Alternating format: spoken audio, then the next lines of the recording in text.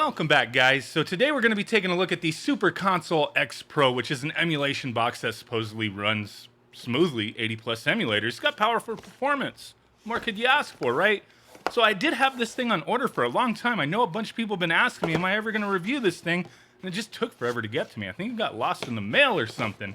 So essentially, this thing is a Soulja Boy'd up Android box. Taking a look at everything that comes in here. We got tons of games on this thing. And we got a nice little keychain too. What?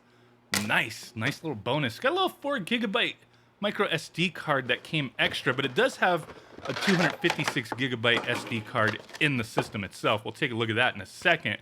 This one does have over 50,000 games built into it. Pretty crazy stuff. Yes, this is essentially just a plug and play cheat way to get to this, because you could do this yourself essentially if you wanted to, through various other means. But this is just what they do, man. This is straight out of China, getting an emulation box with tons of games built into it. Like it or leave it, love it, I don't really care. We've taken a look at it. People been asking me. So in this controller, we do have a little dongle action. Takes 2 AAAs. Oh my God. And these controllers right here, PlayStation, 2, 3 style, whatever you want to call it. Yeah, they're bottom of the barrel type stuff. They work, I suppose. I mean, these are like included with a lot of different cheap devices out of China. They're okay. You can always use some other controllers if you want. You don't have to use these things. But yeah, they always include the pretty cheap controllers with these things. And those are no exception. They're pretty damn cheap. Couple dollar controllers right there. But they get the job done if you're just trying to get started. We also get a little remote control right here. That's if you're going to use the Android side of things. Go on YouTube, download some apps and whatnot. Use it to stream video. You could go ahead and go about it that way. I want to focus on taking a look at the games and seeing their performance on this thing. So we also get HDMI cable. Man, that's cool. We get this thing looks familiar. It's like the little USB hub that came with all the True Blue minis back when those things were still out there. I wonder if there's any association here. These things look like swap meet USB hubs. I mean, I guess they work, but I would never use them. I'm too scared, ain't gonna lie. Then we do get this, I believe it's a 12 volt, 1 amp power supply, a little barrel jack for the system. Okay, that works. Nice. Let's go ahead and get all that crap out of the way. Take a look at the actual console. This thing, mind you, I never watched any videos or anything on this. I thought this console was a lot bigger than what it actually is. It's like palm size, It's a real tiny console here. But there you go, the Super Console X Pro. Previous version of this just, had smaller specs. I'll put the specs up on the screen.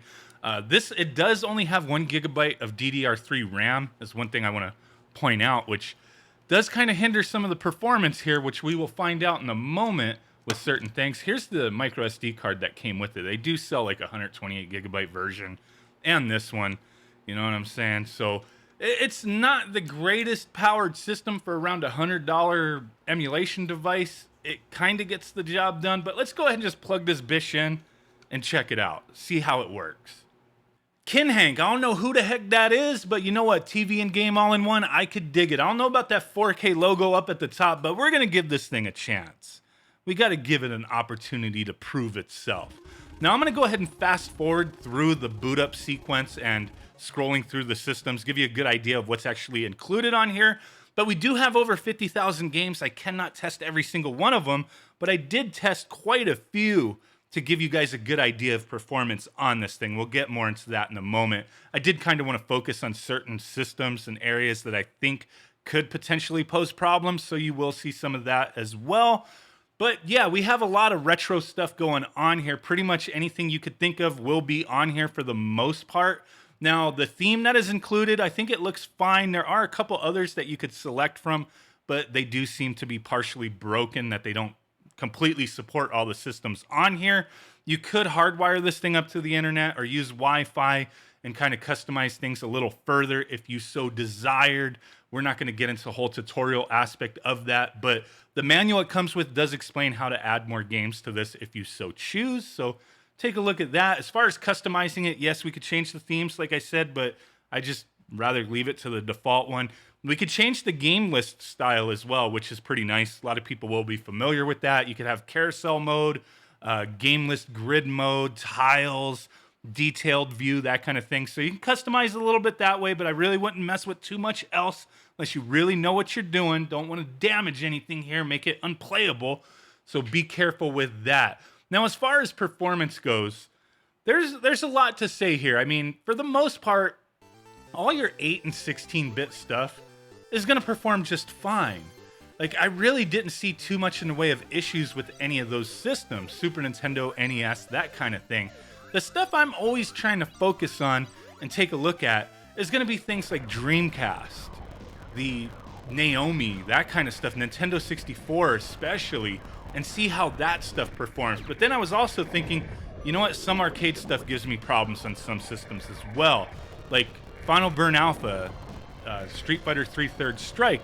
It's a game that Raspberry Pi could play just fine, but if things aren't optimized and not done correctly, you will have performance issues. And I did notice that here with this system, playing Street Fighter 3 through FBA, it was running kind of slow. The sound was kind of messed up. And that is kind of strange. I mean, it shouldn't be that way, but that also speaks to, you know, these kind of devices. They're pump and dumps. Like, we're just going to, you know, pump these things full of games, not test the damn thing out, and just dump it. You know what I mean?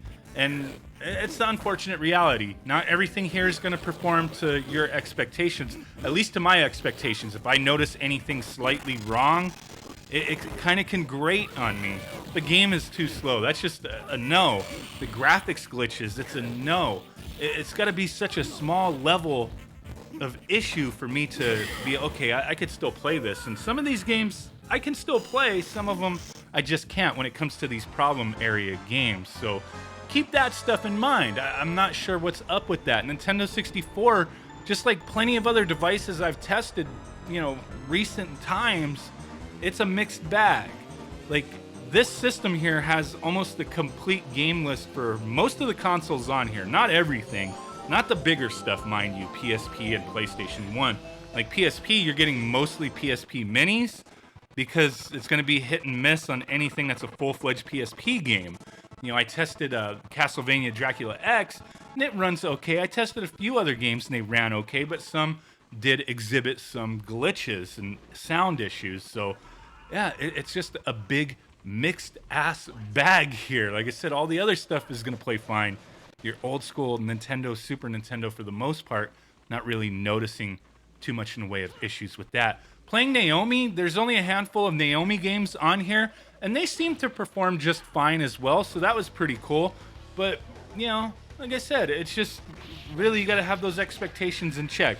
PlayStation 1, I played a few games on that, and it's kind of difficult to get PlayStation 1 wrong, unless you're Sony making the PlayStation Classic. But PS1 performance, I don't really think you're going to find too much in the way of issues here. I didn't see anything with any of the games I played, but you might see something, but from my experience, I didn't have any issue with PlayStation 1. I also noticed they had Neo Geo CD on here, which is kind of cool because, you know, that was like one of the selling points of the Poly Schmegma.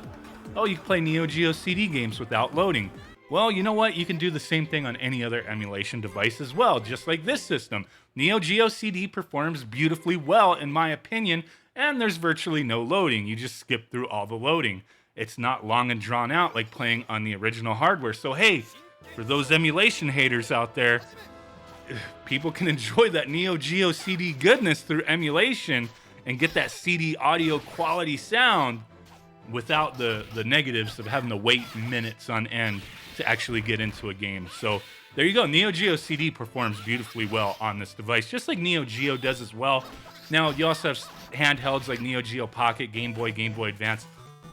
All that stuff is fine and dandy too, but if you really wanted to actually enjoy it, like for me, I can't enjoy it when it's like the aspect ratio.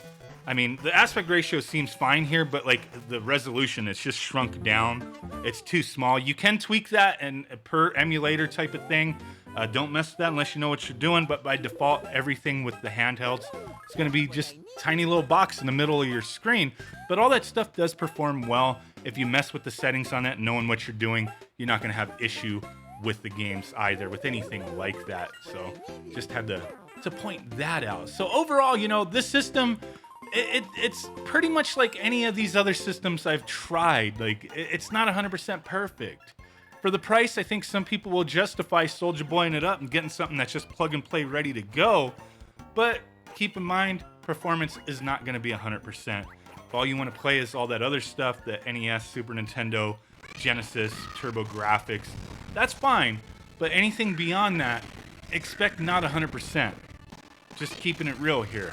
So if you want to check this thing out, they're being sold all over the place. I'm surprised I haven't seen these things in the mall yet. But they got some on Amazon. They got some on AliExpress. I'll put some links down below if you actually want to check it out. I always like the route of DIYing it myself with like a Raspberry Pi or PC, you know, launch box build, hyperspin, that kind of stuff. But I understand some people don't want to do that, and this could be an easy way out. But there are a lot of tutorials on how to do this stuff yourself. But hey, I'm not going to hate on you. Whatever, which way you want to do it, go about it. But I just want to be clear on these actual devices, on how they perform. Not 100%. Not 100%. I probably won't even use this thing after this video, to be honest with you. But there you go. Really do appreciate you guys hanging out. That said, I will catch y'all next time. Peace out. Bye-bye. And boom. Bye.